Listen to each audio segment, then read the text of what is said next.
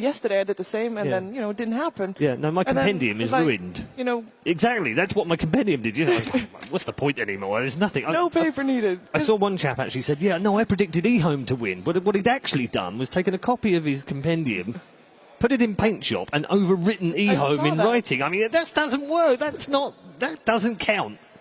No, I think at this point in the tournament, you have to let go of all those on paper this team should win, because we've seen all the teams and they've all worked really hard together and they all actually performed at a really high level to get here as well. So in terms of Virtus Pro versus Secret, I prefer Secret slightly. They know each other very well. History shows that they have won more matches against Virtus Pro than Virtus Pro won against them. It's 11-6. But I think it can go either way. Okay. I also want to talk about the double champions, the route for the double championships for these players as well. We lost 3 of those yesterday in the form of IG. Also our last TI winner, so we'll definitely have a new name on the Aegis this year. But there are 4 left. Zhao at LGD, S4 and Puppy at Secret, and Hao at Vici. What do you think the odds are that we're going to see a repeat champion? It's something that's... someone said to me, why haven't there been any double champions? Well, it's blooming hard to win 1, let alone 2, and it just doesn't fall that way in Dota, it seems.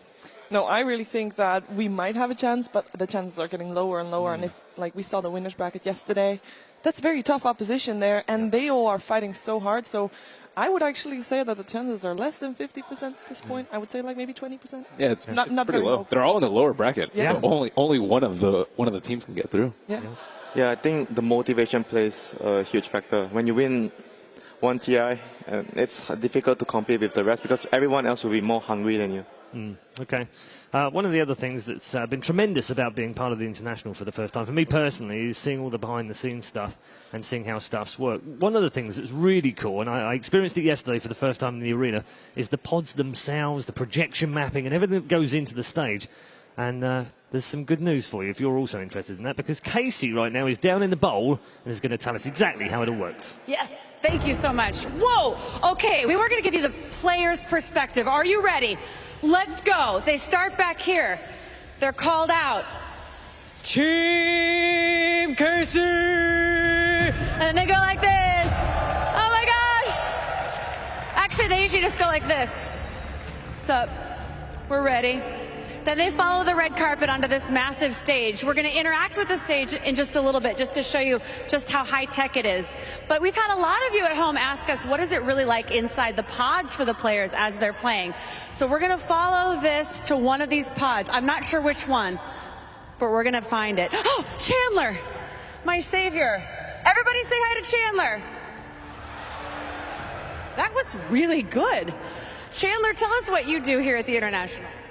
Basically, I run the pit crew and ref team.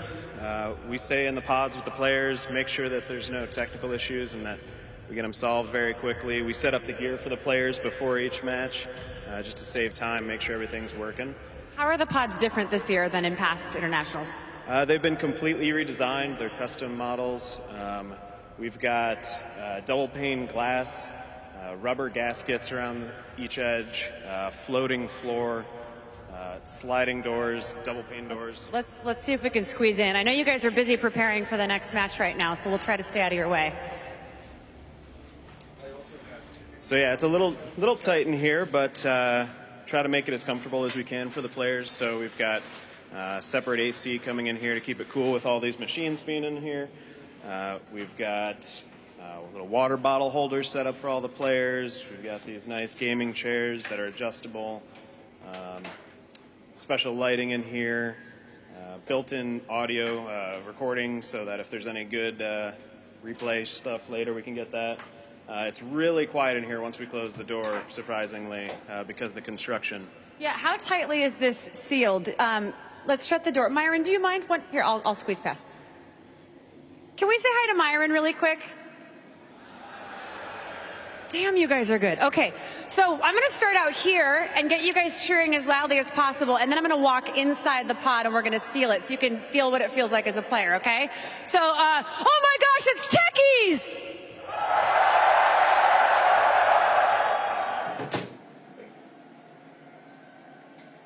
That's really creepy. I hear nothing. I can hear a little vibration. There's a dull roar, but that's about it. And even when, the casters get really excited, it's hardly anything. So Thank you so much for the tour. I really appreciate it. Yeah, we've also got this little audio setup back here, right over here, Myron. And basically, that's for all the players to use team chat. It's zero latency, really high quality, so they can hear each other really well, even when they're screaming at the top of their lungs. I always wondered that, how they were able to communicate so well. Yeah, that's what we've offered this year, and it's been working really well. Love the carpet, too. Yeah, That is just rich. it's a wonderful color. Thank you for the tour. Now let's get you guys cheering once again so everybody start making some noise. Woohoo! Oh my gosh, the All-Star match is coming. And now you can hear the difference.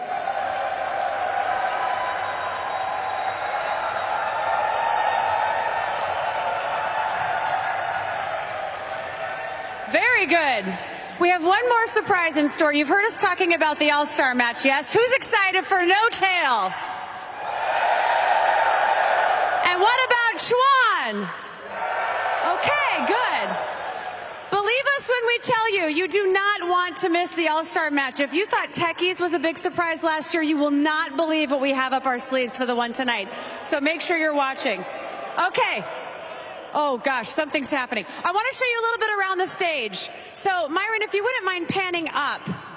So this is where you see all of the goodness happening. That's where all of the lights and the effects come from. That's about 3 stories of stuff starting from the bottom of the panel there where the screens are.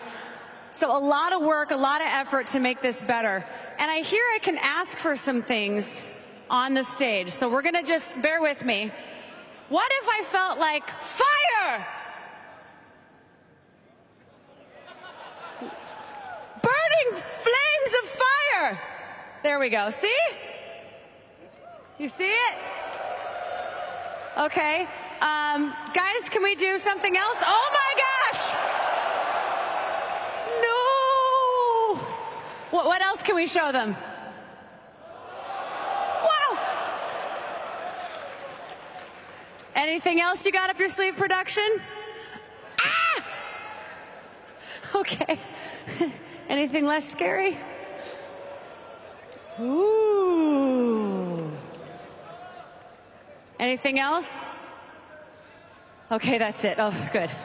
Just, you guys let me know if there's anything behind me, right?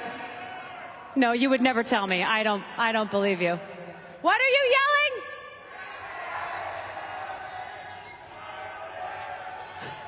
I can't understand anything. Oh, God. We'll talk later. We'll have a one-on-one. Oh, yeah, let's show the crowd. Can you guys show your caffeinated levels really quick?